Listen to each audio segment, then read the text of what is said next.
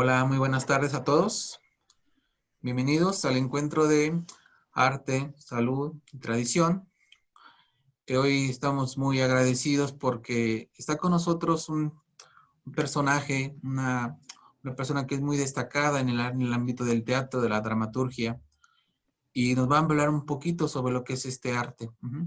Tenemos la fortuna de contar hoy día con el dramaturgo y poeta Daniel Soto.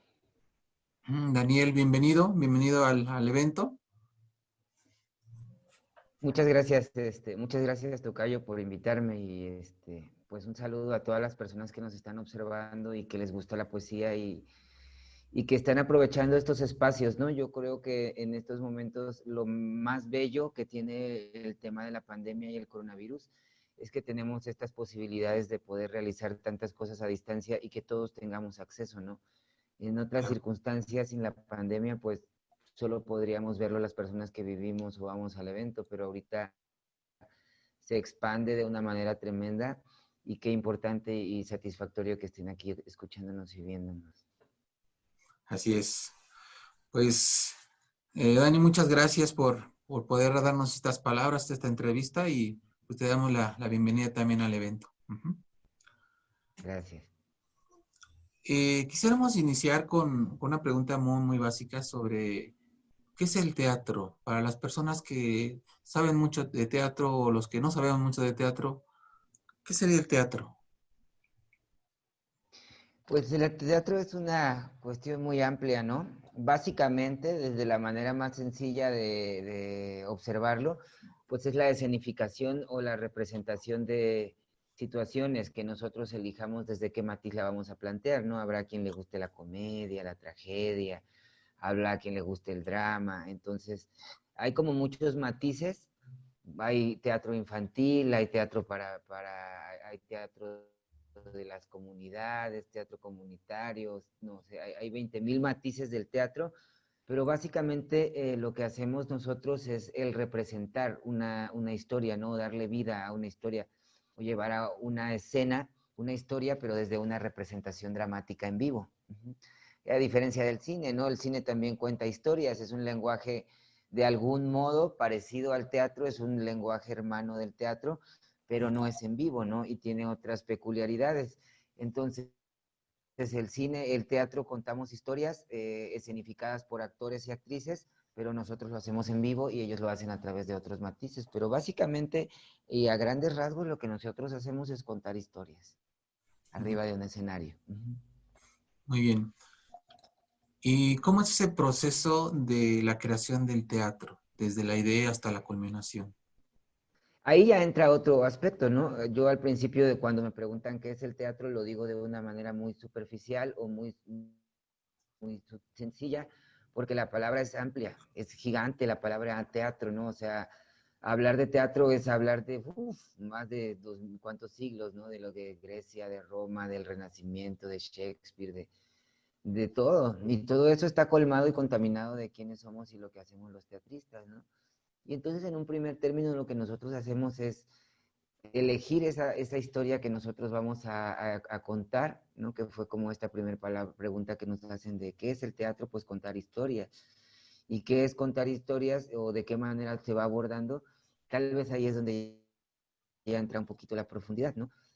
Tiene mucho que ver con quién eres y la persona que lo está creando o desarrollando, ¿no? O sea, yo soy muy respetuoso de todos los lenguajes del teatro, ¿no? La comedia, el drama, los musicales, todo eso. Pero yo creo que cada teatrista, como cada artista, encuentra su lugar. Y pues para mí el lugar es vincular el teatro y las artes escénicas a partir del dolor o los aspectos que le lastiman o que le duelen a nuestro país, ¿no? Es como tratar de transformar el dolor de nuestro país en un objeto estético, ¿no? O sea, ¿qué podemos hacer la gente de teatro, qué podemos hacer la gente de arte para poder contravenir o poder luchar un poquito contra todas estas locuras que están pasando allá afuera y que son terribles, ¿no? Pues eso, convertir el dolor de nuestro país, el dolor de México, en un objeto estético, ¿no? Entonces, partimos de saber qué es lo que tú quieres hacer o qué es lo que tú quieres hablar, ¿no? O por qué quieres hacer teatro, ¿no? Y entonces, ¿qué es lo que tú quieres decir? Se va a relacionar íntimamente con quién eres.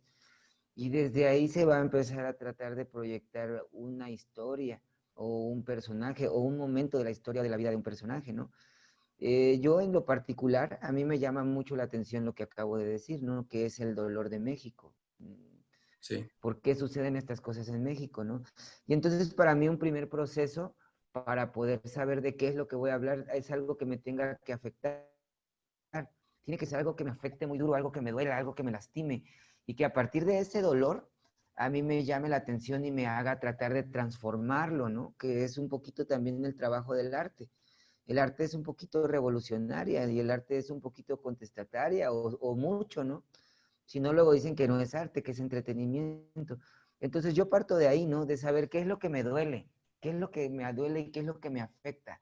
Y a partir de ahí yo voy a tratar de desarrollar un lenguaje artístico, ¿no?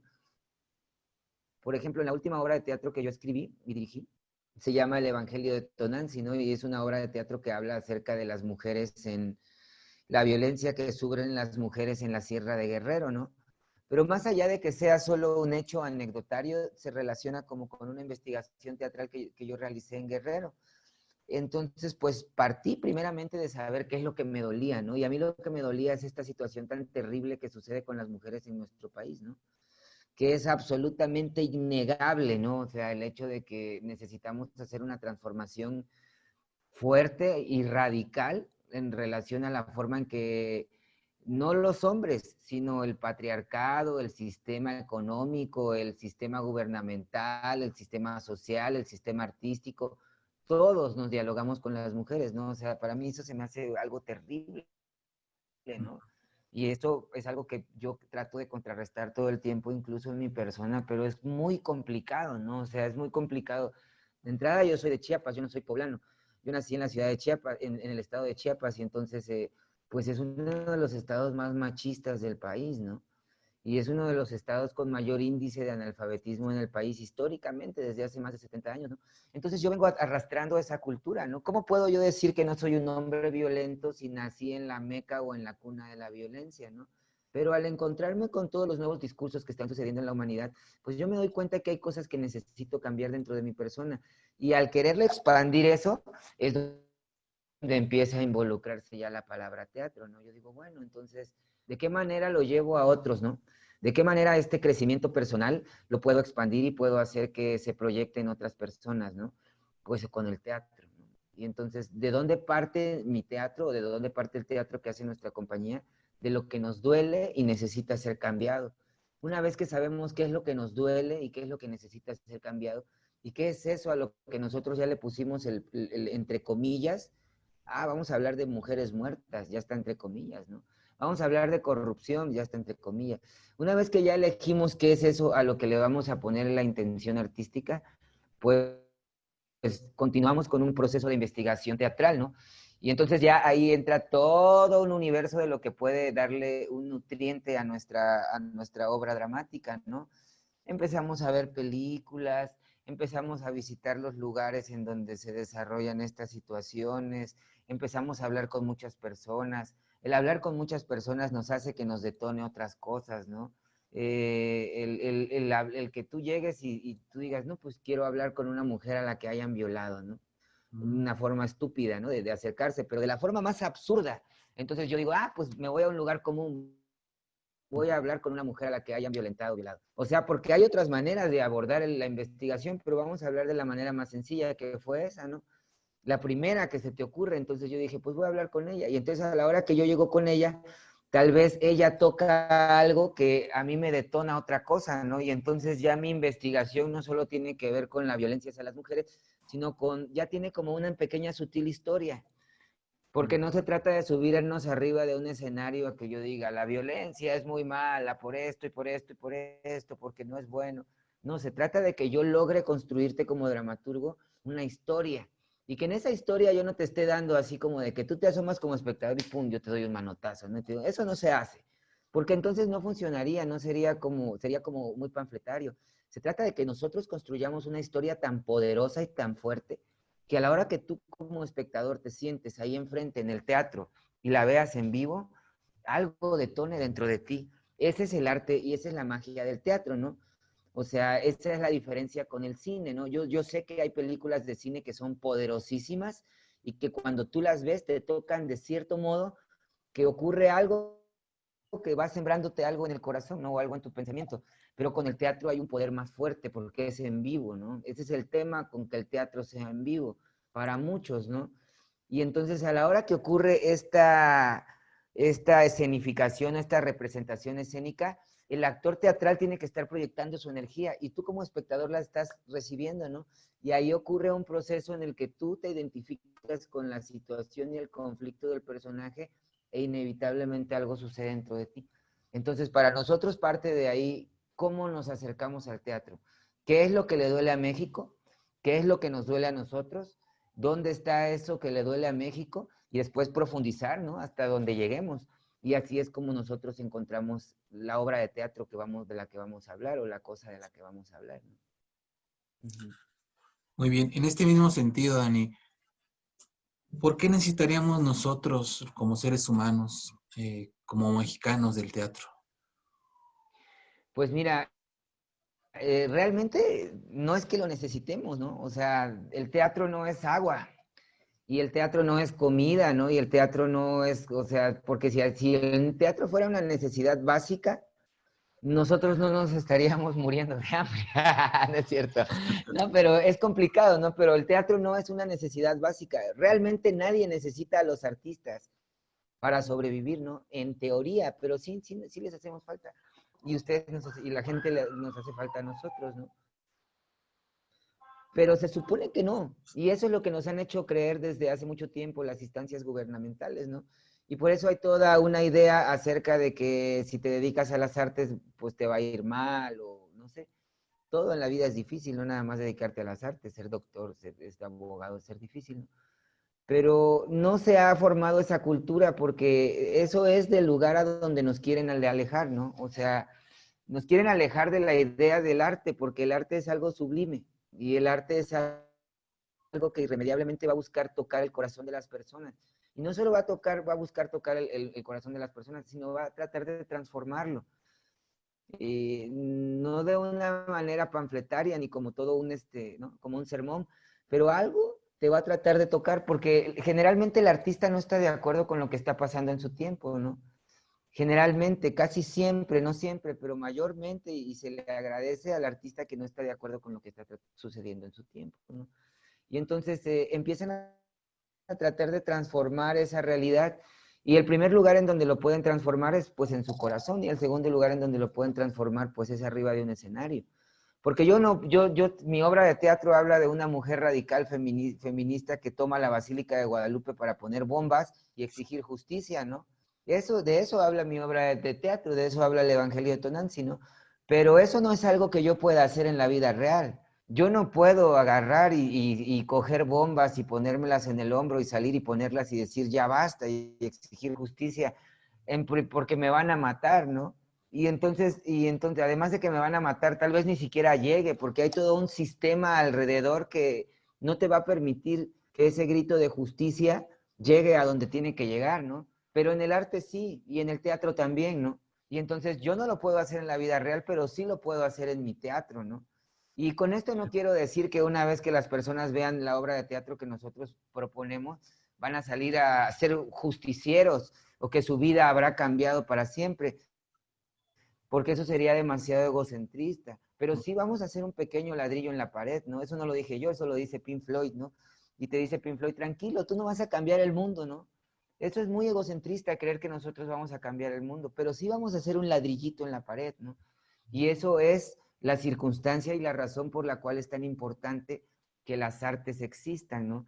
Porque es un lenguaje que está tratando de proponer un cambio, ¿no? Algo distinto, ¿no? Algo más justo. Y es como, por eso es que es tan importante para nosotros como mexicanos y mexicanas hacer teatro y hacer arte, porque es un lugar en donde podemos plantear una realidad diferente, ¿no? Por eso es que necesitamos el teatro, ¿no? Comenzábamos la pregunta diciendo, ¿por qué crees que es necesario el teatro para nosotros como personas? Porque es el lugar en donde nosotros podemos soñar, porque es el lugar en donde nosotros podemos creer que todo es posible, porque es el lugar en donde nosotros podemos creer que una mujer de guerrero después de que la violaron y después de que la asaltaron y después de que la tuvieron secuestrada durante 5 años, como es en la obra de teatro que nosotros proponemos. Es el único lugar en el teatro en donde es posible que esa mujer se escape, haga justicia y que su palabra valga, ¿no? Porque eso no sucede en la vida real. Qué bueno fuera que realmente sucediera en la vida real, pero no, sucede en el teatro y en las artes. Y por eso es tan importante, porque es el motor de la esperanza. Es lo que yo pienso. Sí. He estado cerca de los actores cuando están en escena y al ver toda esa historia, cómo se encarnaba a partir de esta representación del personaje, me preguntaba yo muchas veces, ¿qué sucede en el cuerpo, en este caso del actor? Ustedes como directores también, ¿qué sucede en el cuerpo cuando están en escena o cuando la obra toma vida en el escenario? ¡Wow! ¡Qué pregunta tan bonita! Nunca me habían preguntado algo tan bonito. Te agradezco mucho, Dani. Eso podría ser una conferencia, ¿no? O eso podría ser, esa pregunta podría ser todo un taller, ¿no? Podríamos pasar 6 meses estudiando lo que tú acabas de preguntar, ¿no? Es algo mágico y es algo místico lo que sucede en el cuerpo de los actores y de las actrices, ¿no? Hasta se me llena de emoción. Ahorita que me preguntaste esto, se me hace como un nudo en la garganta, como si estuviera yo a punto de quebrarme y de llorar, porque es algo muy fuerte lo que sucede en el actor y en la actriz, ¿no? Y seguramente voy a pedirle a mi actriz, a Karen Cuevas, le voy a pedir que vea esta entrevista porque me hizo recordarla inmediatamente, ¿no? En este momento, ¿qué es lo que sucede en el cuerpo de los actores y de las actrices cuando están arriba de un escenario? Depende de muchas cosas. Depende de la disciplina del actor y la actriz, depende de la pasión, depende de la entrega y depende de... Hay personas como tú y como yo, Dani, que creemos que la vida no es esto nada más, ¿no? Que creemos que la vida no es este momento, que no es este momento, que la vida es la muerte, que la vida es los recuerdos, que la vida son los sueños, que la vida es regresar infinidad de veces, ¿no? Y que aquí nos hemos visto millones de veces y que eso también sucede en el mundo del teatro, ¿no? Y entonces a veces llega al teatro gente tan comprometida y tan dedicada que resulta que esta no es la primera vez que están haciendo teatro, sino que otras veces en otras vidas han hecho teatro, ¿no? Y que ahora que están en esta, recuerdan con mayor facilidad la pasión con la que desarrollaban este lenguaje artístico tan importante, ¿no? Y entonces lo que sucede con esa gente es que ellos desarrollan mística en el teatro, desarrollan una cierta mística en su teatro y entonces eso convierte al actor y a la actriz en algo que va mucho más allá de simplemente repetir un texto, ¿no? Entonces ahí ocurre la dramaturgia del actor, ¿no? Cuando el actor realmente le da vida al personaje, ¿no? Yo pienso que existen 3 tipos de actores y de actrices, ¿no? Las actrices que son efectistas, o sea, son actrices que conocen perfectamente lo que son las tablas y que entonces pueden desarrollar una tabla y que en algún momento determinado, como conozco el pulso del público, ¡pum!, saco un efecto y me pongo a chillar, ¿no? Por decir un ejemplo, ¿no? O hago algo y, no sé, hago algo exageradísimo y entonces cautivo la atención del público en este momento. Ese es un tipo de actriz, la efectista. Existe el tipo de actriz que es un poco disciplinada, que es disciplinada y que tiene talento y que entonces va a lograr lo que el director le pide, ¿no? Y va a desarrollar un buen trabajo arriba del escenario y el público lo va a disfrutar mucho el público, ¿no? Porque la actriz es muy disciplinada y se va a concentrar y todo. Pero existe un tercer tipo de actriz que es como un monstruo de los escenarios, ¿no? Yo conozco en Puebla solo a una mujer así, y se llama Karen Cuevas, ¿no? Y tal vez está mal que yo lo diga porque trabaja conmigo, ¿no? Y entonces seguramente habrá otros directores escénicos poblanos que me digan, no, mira, yo trabajo con esta actriz y es un monstruo, ¿no? Pero yo, con Karen Cuevas, como que hay algo muy especial, ¿no? Ella es mi actriz y entonces, ella tiene ese poder, ¿no? Ella, encima de que es una persona súper disciplinada, es una persona súper talentosa, entonces ya tienes dos elementos básicos muy importantes. Encima de eso, la mujer es mística, ¿no? le llaman mucho temas de la atención y entonces cree en el poder del misticismo y cree que esto que está viviendo no es la primera vez que le sucede. Y en parte de eso la mujer es una tipa súper apasionada y súper intensa, ¿no? Entonces a la hora que se sube arriba de un escenario, con un texto perfectamente aprendido, con unas intenciones del personaje perfectamente estudiadas, con una pasión y con una intensidad a reventar lo que ella sabe hacer y más sabe hacer, que es amar, ocurre ese tercer tipo de actriz, que es el del que estamos hablando, que es el que le da vida al personaje. Eso existe en el teatro, ¿no? De repente hay gente que dice, nah, no existen, ay, los teatreros son bien payasos y bien mamones, y entonces, pero no, o sea, suben y... No, pero nosotros cuando subimos arriba de un escenario no nos subimos a decir mentiras. Ah, es que el actor es sabe mentir muy bien. No, para nada, es todo lo contrario. Un actor y una actriz son personas entrenadas en decir la verdad y en construir una verdad escénica. Y la construyen tan bien que van a hacer creerte a ti como espectador cuando estés adentro del escenario que lo que está sucediendo es verdad. Y entonces ocurre el misticismo de que ¡pum! Aparece el personaje, como si fuera la ouija del diablo, ¿no? Como si fuera el chamán, como si fuera la ouija del diablo, y entonces le estamos dando vueltas al triangulito y nunca sucede nada y estamos echando desmadre, pero resulta que un día sí sucedió y sí había gente que sabe mover las energías y ¡pum! Explotan y empiezan a suceder cosas, ¿no? O como sucede con el chamán, ¿no? Que hay gente que es una charlatana y que bla, bla, bla, y esto y el otro, y no, y llego yo a que me den una limpia y me empiezan a pegar con albahaca y me escupen alcohol y yo me voy creyendo que, no, que ahí pasó algo y no pasó nada. Pero ¿qué tal cuando te topas con uno de verdad, no? ¿Qué tal cuando te topas con una bruja de verdad? Cuando te topas con un chamán de verdad, que te empiezan, y pum, empiezan a mover las energías, y zoom, se empieza a manifestar todo lo que realmente ocurre dentro de las artes escénicas, y dentro del teatro, y dentro de la poesía, cuando la gente realmente son artistas, ¿no? Eso es lo que atraviesa por el cuerpo de un buen actor y por el cuerpo de una buena actriz. El misticismo de lograr traer a la vida a un personaje que no existe y que está existiendo en esa manera. Y cuando eso sucede en una función de teatro y el público lo presencia, inevitablemente el público sale tocado como por Dios o como por un fantasma o como por un alma o como por un espíritu, porque realmente lo hicieron manifestarse, ¿no? Y eso es lo que ocurre dentro del cuerpo de los actores y las actrices cuando están haciendo teatro de manera comprometida. Magia. Muy bien. ¿Y qué pasa? Si eso era, estamos ya entrando en materia. Eh, ¿Qué pasa con ustedes como creadores? Ustedes que más allá de representar una realidad del país, están creando historias, personajes, le están dando luz, están haciendo posible que emerjan cosas dentro de la misma subjetividad del actor quizá, pero más allá inclusive de algo que entre comillas no le pertenece. Es una forma, el teatro es también más allá de una manifestación o representación, con este tinte de creación de posibilidades humanas.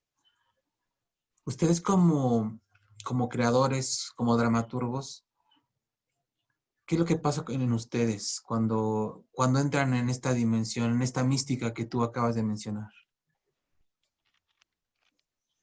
Pues existen como muchos actores, ¿no? O como muchos tipos de actrices, muchos tipos de directores, muchos tipos de dramaturgos, ¿no? Y yo los respeto a todos. No creo que uno sea mejor que otro. Eh, pero hay gente que tiene un compromiso más profundo con las artes, ¿no?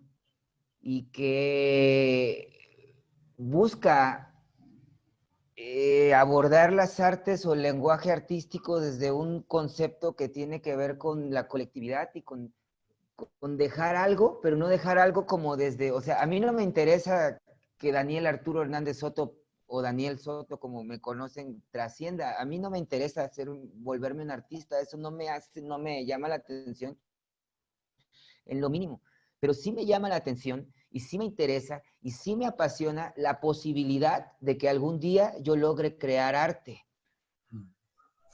son cosas totalmente distintas. Y el arte es inevitable, transforma. El arte cuando te toca ya no eres el mismo, ¿no? Wow. El arte, tú lees un buen libro, tú lees, no sé, lees a los grandes y ya no eres el mismo después de que te tocan, ¿no? Después de que te toca García Márquez, ¿no? A mí me encantan los autores americanos y sudamericanos, ¿no? Yo no tengo ningún prejuicio contra ellos, pero a mí me encanta Cortázar y me encanta García Márquez y me encantan todos estos vatos del boom latinoamericano y otros que ahorita están surgiendo en América, porque a los americanos nos afectan los americanos, ¿no? Y entonces cuando esta gente te toca, ya no eres lo mismo. Yo te juro que después de leer Cien años de soledad ya no era la misma persona. Ya no entendía el mundo del mismo modo, porque él ya me había dicho algo con un libro, como si yo tuviera al maestro, ¿no? Como si yo tuviera a Gabriel aquí y me estuviera diciendo, mira, esto es así, así, así, así, así. Eso lo logra el arte verdadero y eso lo logra el artista y el creador verdadero. No sé a qué se deba. Seguramente hay artistas que son un desmadre y que les importa un desastre todo y que no les importa la humanidad. Seguramente hay. Y que ellos logran bajar cuestiones artísticas y que lo hacen. No, yo no lo sé porque no soy ese tipo de persona y no me interesa relacionarme con ellos. Pero yo he encontrado que existe un tipo de personas que de algún modo la forma en que ellos trabajan con la bondad del mundo es como si fuera una descarga, ¿no?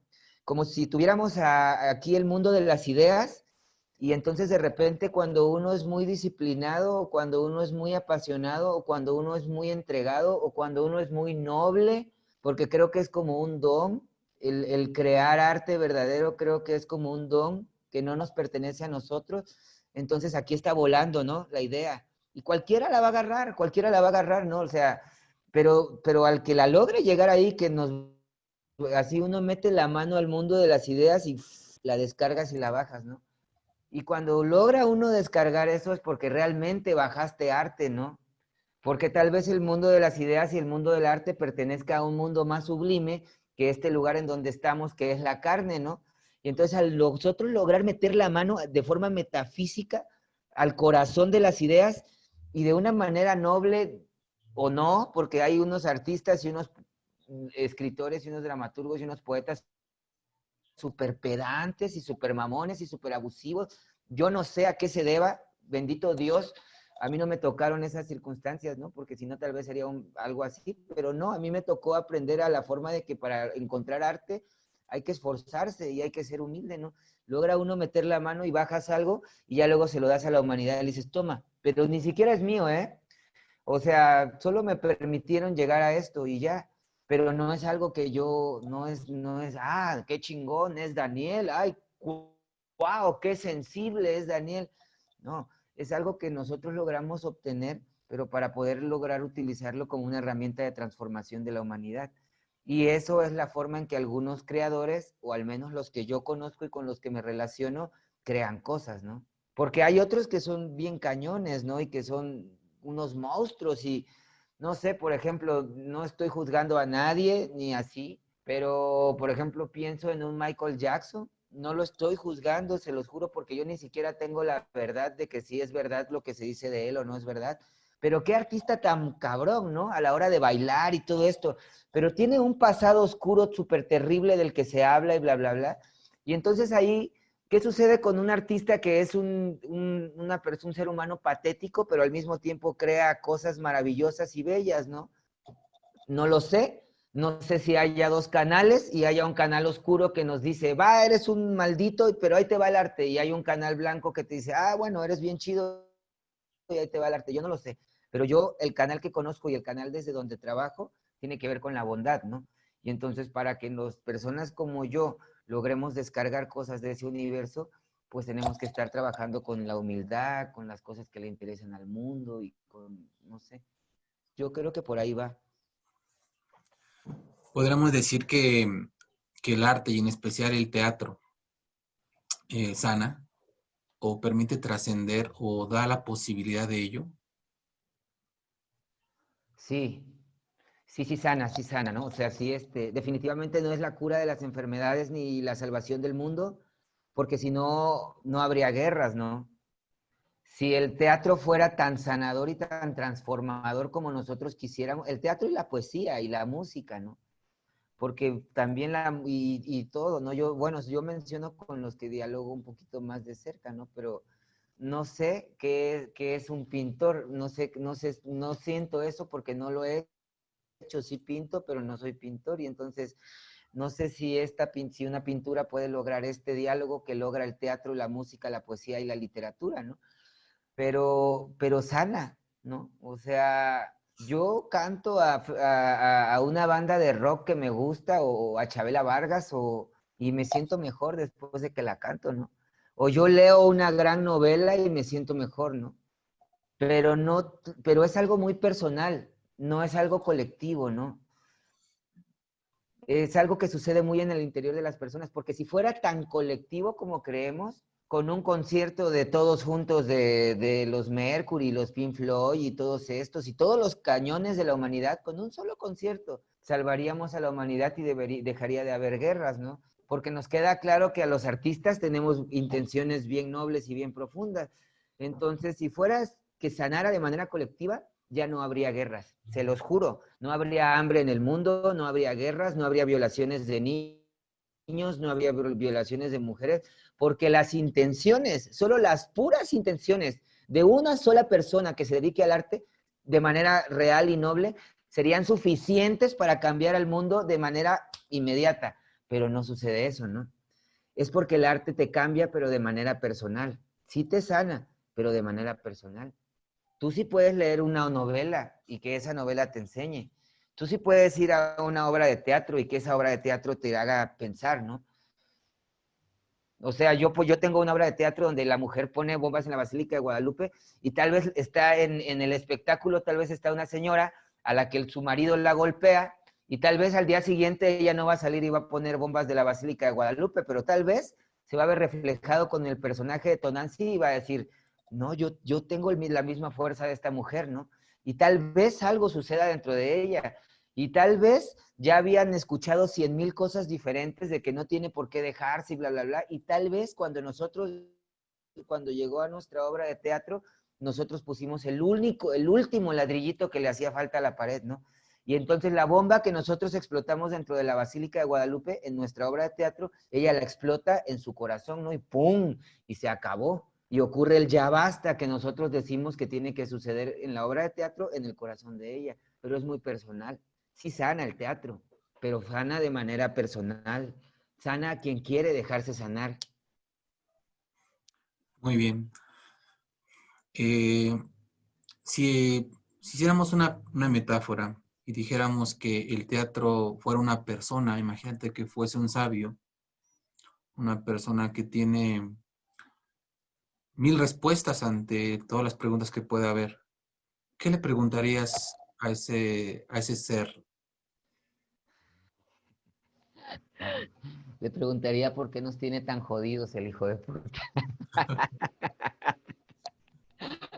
¿Qué le hemos hecho para que nos tenga así desde hace tantos siglos, no? No, no es cierto. No, no le preguntaría, no sé, tal vez en el transcurso de lo que va la conversación, en el transcurso de la entrevista se me ocurra qué le preguntaría, ¿no? Pero no sé, porque es tan difícil. Ayer hablaba de esto con un amigo y yo decía, sí hacemos las cosas por amor al arte, ¿no? Sí sé que hay teatristas y dramaturgos y directores escénicos que son millonarios y viajan por el mundo y todo se les da fácilmente y así, pero yo no pertenezco a esa categoría y yo no pertenezco a esa raza, ¿no?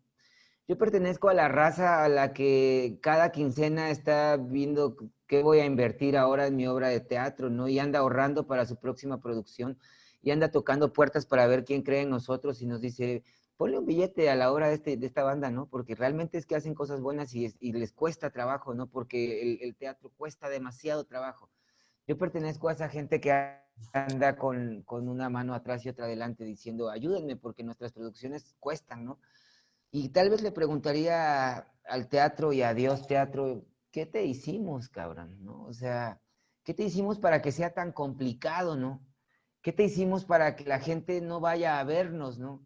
¿Qué te hicimos para que la gente prefiera pagar 500 pesos en el cine por una película que no tiene nada que ver con ellos, con una película gringa, con una película que trae una cultura de otro lugar que no se relaciona en nada con ellos? ¿Qué te hicimos para que vayan a pagar 500 pesos y ver ese cine, pero no quieran venir a pagar 80 pesos para ver nuestra obra de teatro y todavía nos supliquen que les demos un 2x1 y se los damos? Porque preferimos que vayan al teatro y que la butaca no esté vacía. Pero ¿por qué a nosotros sí nos piden cortesías, no? ¿A poco van y piden cortesías en Angelópolis, en Cinépolis, perdón, ¿no? Oye, pues es que vine con mi familia, carnal, pero qué pedo, dame un 2x1, ¿no? No, ahí está cerrado, no tienes para pagar, no pasas. Pasa el que tiene plata y el que no tiene no pasa, ¿no? Pero nosotros no. Y nosotros lo hacemos con tanto amor y lo hacemos con tanto esmero y estamos ensayando todo el tiempo. Y eso es lo que le preguntaría al teatro, ¿no? Le diría, ¿qué te hicimos para que todo sea tan complicado, no? No entiendo por qué es tan complicado el teatro. Eso le preguntaría, ¿cómo podemos hacer para que la gente, no sé qué pasa con la gente? Le preguntaría por el público. Le preguntaría qué hacer para que tengamos condiciones más dignas de vida y de trabajo, ¿no? Es terrible, ¿no? Yo no entiendo, ni quiero ni me interesa entenderlo. Yo hace mucho tiempo me dejé de pelear con la gente y con la gente que no va al teatro y me dejé de pelear con, ¿no? Y así, pero no entiendo qué les hemos hecho, ¿no? No entiendo por qué no vas, si es tan bello, si es en vivo, ¿no?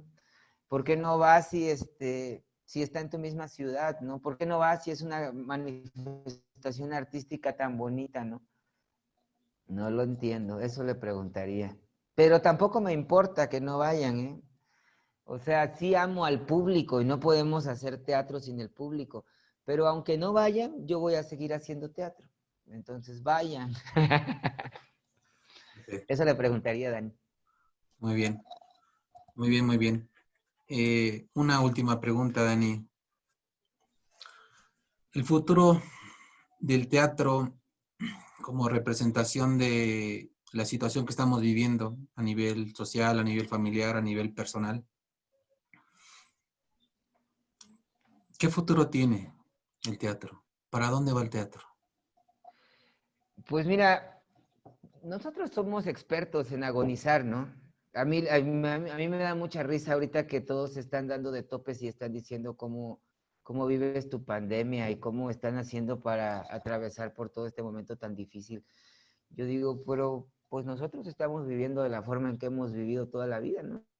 La gente que nos dedicamos al teatro y algunas de las artes escénicas.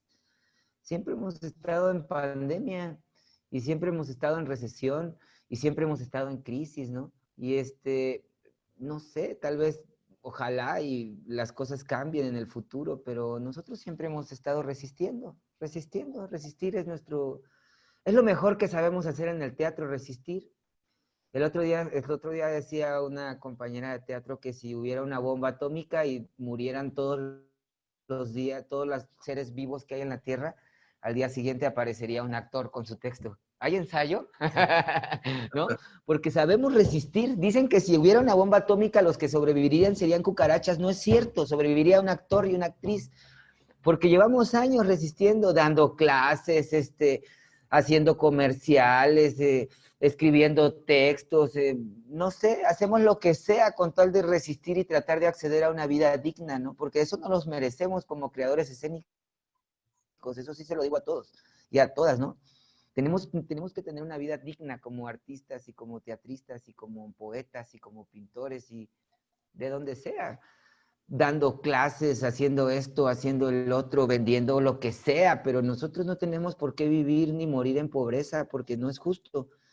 Si hacemos lo que nos gusta y lo hacemos con tanto amor, es justo que haya abundancia en nuestras vidas, ¿no? Entonces yo como veo el futuro del teatro es así como está ahorita y como ha estado siempre, ¿no?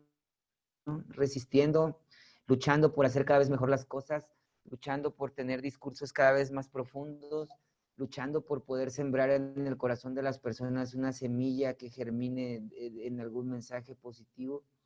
El teatro es y ha sido como está ahorita siempre, ¿no? En Roma nos perseguían, ¿no? En Roma nos metían adentro de un teatro y nos mataban. Y luego después en la época de los señores feudales nos perseguían, ¿no? Que porque estaba prohibido, ¿no? Entonces, ¿Cuándo hemos estado bien los del teatro? Tal vez cuando Shakespeare, un tiempo, y hasta eso no todos, un par. Entonces, pues el futuro del teatro es igual que el pasado y el presente del teatro, resistir, luchar y no rendirnos. Ok. En la tradición de nuestros ancestros se habla de una estirpe y también una actitud ante la vida, una filosofía que le llamaban Toltecayo, que es esa persona que crece en sí misma y siempre da lo mejor que tiene, hacia su familia, hacia su vida, hacia la sociedad, hacia la vida. En la Toltecayo decimos que venimos con una razón de ser a esta vida, ¿no? Y que nos estamos nutriendo, ¿no? Y entonces ese proceso de crecimiento personal quizá no se pueda mostrar en lo externo, digamos, sea visible, sin embargo, en el interior, como un bambú, va creciendo la raíz, va creciendo la raíz de fondo. Entonces, considero que tú eres parte de ese extirpe, Dani. Tú eres parte de la Toltecayo porque eres una persona que busca florecer a sí mismo, ¿no? Siendo honesto, siendo realista, siendo humano y buscando dar siempre lo mejor de sí, ¿no? Uh-huh. Entonces, ese es el trabajo que yo veo que ustedes están haciendo como dramaturgos y es algo muy interesante y esperemos que la gente que ve esta entrevista pueda empaparse un poquito más sobre esto, conozca esta realidad que estás tú mencionando y se dé la oportunidad de ir al teatro, pero también se dé la oportunidad de sanar. Uh-huh. Así como existe un actor que tiene posibilidades de tener diferentes personajes, así la gente puede decir, pues ya, no quiero ser esa persona que sufre, ¿no? Y prefiero una estabilidad o quiero ser otro tipo de persona, otro tipo de personaje. Creo que sería muy interesante. Uh-huh.